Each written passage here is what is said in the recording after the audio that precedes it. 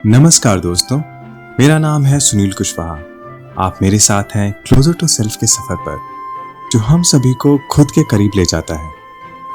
आज आप सुन रहे हैं मेरी लिखी कहानी रेगिस्तान की परियां का दूसरा और आखिरी हिस्सा। इस कहानी का पहला हिस्सा आप सुन चुके होंगे। अगर नहीं सुना है तो लिंक आपको डिस्क्रिप्शन में मिल जाएगा और ऊपर आई बटन पर भी। आइए सुनते हैं अगला और आखिरी हिस्सा, पार्ट 2। आज के पड़ाव में अंत तक बने रहें, क्योंकि मैं आपसे साझा करने वाला हूं इस कहानी से जुड़े कुछ जाने अनजाने बिछड़े हुए अर्थ। जिंदगी को रोचक बनाकर रखती हैं ये अनप्रेडिक्टेबिलिटी या अनिश्चितता। तो चलिए देखते हैं प्रेम परी की टीम के काम कहां तक पहुंचे। अपने किए कर्मों को सफल होता हुआ देख सभी को खुशी होती है। सारी टीम एक्साइटेड थी कि प्रभु की कृपा वर्षा से पहले ही वो सारे बीज बोलेंगे। दुख परी को अपना साम्राज्य खतरे में जान पड़ता है, सो वो नई चुनौती देने का मंसूबा बना चुकी थी। लगभग 20% काम बाकी होगा। एक रात जब सारी परियां बीजों को बोने गई हुई थी, तो दुख परी की टीम चुपके से उनके वेयरहाउस के ऊपर पहुंच जाती है। देखभाल परी निगरानी पर थी। तभी उसे ऊपर धुआं उड़ते हुए दिखाई देता है। वो छत की ओर तेजी से उड़ती है और वहां की स्थिति देखकर कुछ पलों के लिए शॉक्ड रह जाती है। पूरी छत पर आग की लपटें उठ रही थी। परी ने अपने आप को शांत करते हुए छड़ी आगे बढ़ाई और पूरी छत पर पानी की फुहार डालकर जैसे तैसे आग को बुझा दिया। क्षति काफी हो चुकी थी। बाकी परियां जब आईं तो ये हाल देखकर सभी को झटका लगा। फिर बुद्धि और निष्ठा परी ने जुगत लगाई और फटाफट मरम्मत के काम में सभी जुट गए। 3 दिनों के लिए उनकी प्राथमिकताओं की दिशा बिल्कुल बदल गई थी। 4 दीवारी में बनाए हुए प्लान्स सिर्फ संभावनाओं का ताना बाना होते हैं।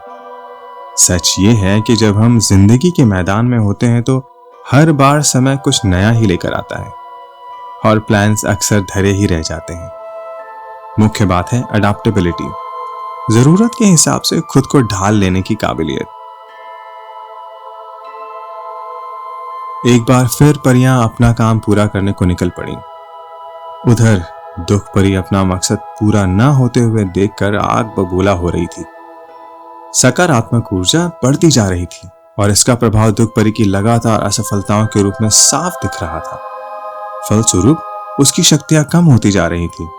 उसने अपना पूरा जोर लगाकर रेगिस्तान में बवंडर लाने की कोशिश की, पर कई जगह छोटे छोटे ही तूफान ला पाती और वो भी शांत हो जाते। छटपटाहट और खत्म होते जाने की कचोट उबल रही थी उसके अंदर। थक चुकी थी वो और फिर अपनी शक्तियां वापस लाने को कठोर तप करने बैठ जाती है और दिन बीतने शुरू हो जाते हैं।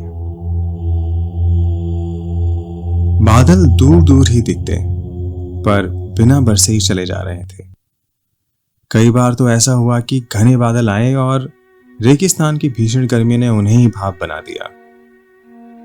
सभी बड़ी उम्मीदों से आकाश की ओर देखते रहते थे। सामान्य और कृपा वर्षा दोनों के ही बादल एक जैसे दिखते हैं। इसी बीच कुछ बादल बरसे भी, पर यह बारिश उन बीजों पर बेअसर रही। पर यह कृपा वर्षा के बादल कब आएंगे? कितना इंतजार करना पड़ेगा? कुछ पता नहीं। मेहनत और सत्कर्मों के बीजों का फलित होना निश्चित समय पर और कृपा वर्षा से ही होना था। अगस्त के आखिरी शुक्रवार को चांद आधा था और मौसम में भी नमी बढ़ने लगी थी। तारे छुपने लगे थे। एक गहरी स्लेटी रजाई में आसमान ढकने लगा था।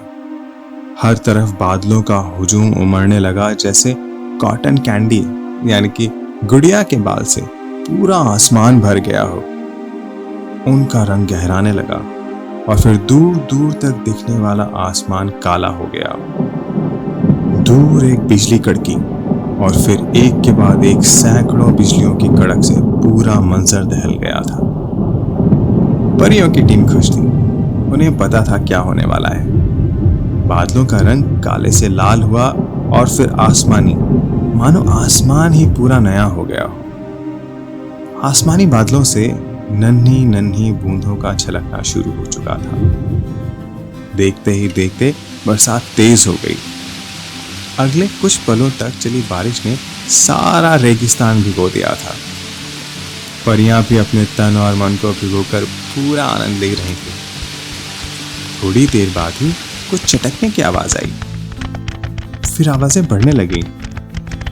चट चट चट। ये सारे बीजों की चटकने की आवाजें थी। रात के आखिरी पहर में बीजों से अंकुरण शुरू हो चुका था। सूरज की पहली किरण के साथ उन पौधों की पत्तियों पर रंग भी आने लगे थे। पीले सफेद अंकुरण अब हरे होने लगे थे। दूर दूर तक घास, विभिन्न प्रकार के सुंदर कलात्मक पत्तियों वाले पौधे और अनोखे रंग रूपों वाले फूलों के पौधे। धीरे धीरे उनमें कलियां निकल रही थी और फिर दोपहर तक वो भी चटकने लगी और शाम होते होते फूल बनकर सारे रेगिस्तान को महका दिया था। कर्मठ परियां अपनी मेहनत का इतना सुंदर फल देखकर भाव विभोर हो रही थी। ये सब उनकी कल्पना के परे था। जिज्ञासा परी चहक कर बोली, ये तो बड़ा ही मनमोहक है, अति आनंद आ रहा है। ये तो हमारी कल्पना के परे है। निष्ठा परी ने हामी भरते हुए कहा, सच कहा जिज्ञासा तुमने, हमने तो सोचा ही नहीं था। बुद्धि ने इस बात में मधुर ज्ञान दिया। मनुष्यों में कहावत है, प्रभु जब देता है छप्पर फाड़ कर देता है। और सभी खिलखिलाकर हंस पड़ी। वो सब झूम कर परे नृत्य करने लगी। बैलेंस करना हमारा काम नहीं है और ना परियों का। हम सभी अपने रोल के अनुसार सिर्फ संसार के ऊर्जा चक्र में योगदान देते हैं और समय के साथ उन्हीं कर्मों का फल भोगते हैं। पलट कर आएगा तो है ही। अगले बुधवार इस अथक और सार्थक प्रयास को समय से पूरा करने के लिए देवताओं ने एक समारोह का आयोजन किया और सभी परियों और दैवीय परिवारों को आमंत्रित किया गया।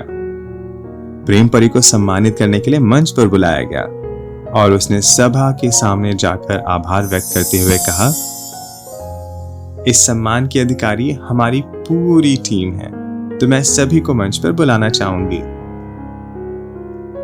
सभी परियां मंच पर आती हैं और इस सम्मान के लिए सबका आभार व्यक्त करती हैं।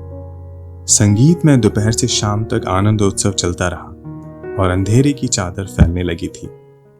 तभी दूर एक जोर का अट्टहास सुनाई देता है। सबके कान खड़े हो जाते हैं। संगीत रुक जाता है। अट्टहास के साथ राक्षसी गर्जना भी सुनाई देने लगती है। आवाज बढ़ती जा रही थी और फिर तेज हवाओं ने सबको घेरना शुरू कर दिया था। हवाएं न जाने कहां से राख की गंदगी भी ले आई थी साथ में। सब कुछ इतना अचानक था कि सब अचंभित रह गए थे। परियों ने सबसे पहले सभी अतिथियों को सुरक्षित स्थान पर पहुंचाया। अगले दिन का निरीक्षण काफी दर्द भरा था।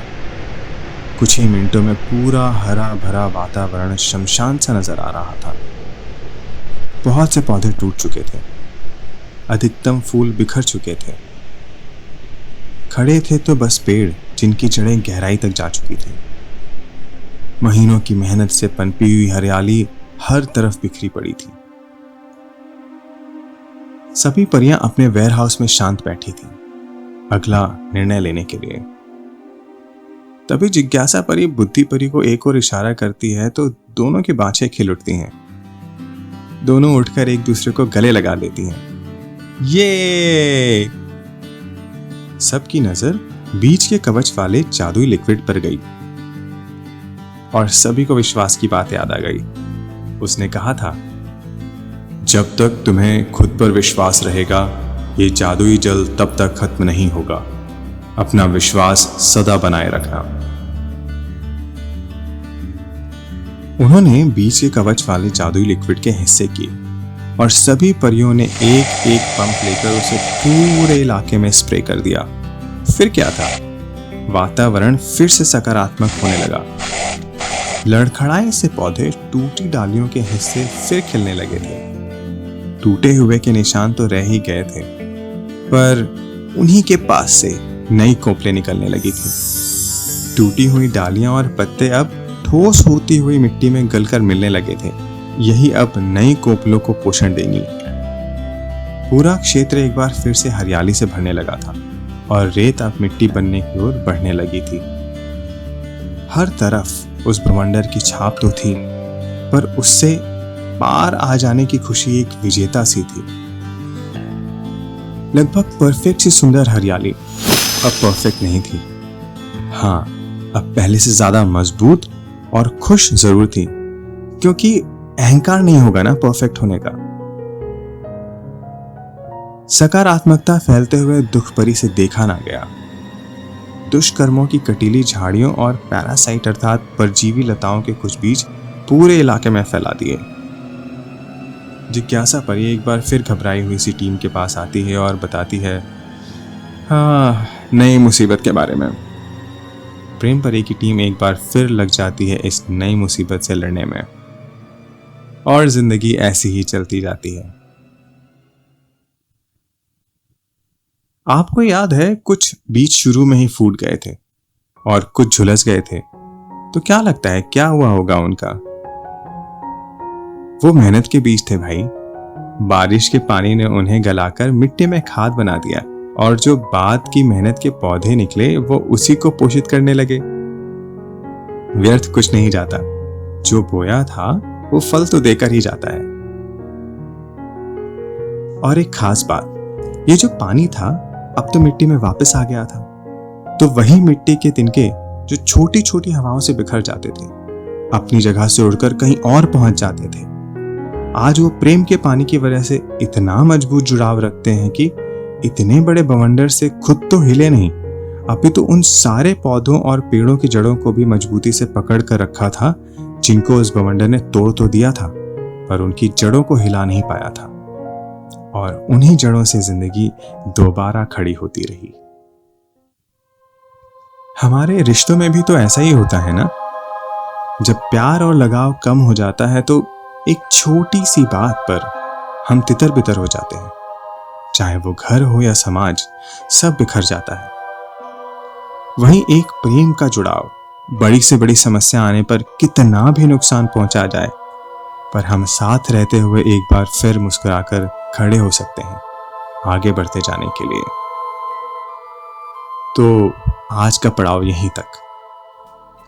कैसी लगी ये कहानी आपको? अपने कमेंट जरूर दें, और अच्छी लगी हो तो लाइक, शेयर और सब्सक्राइब करें। और हाँ, बेल आइकॉन पे भी टैप कर दें, ताकि जब भी नई कहानी आए तो आपका फोन आपको तुरंत बताए। अपना ख्याल रखिएगा। धन्यवाद।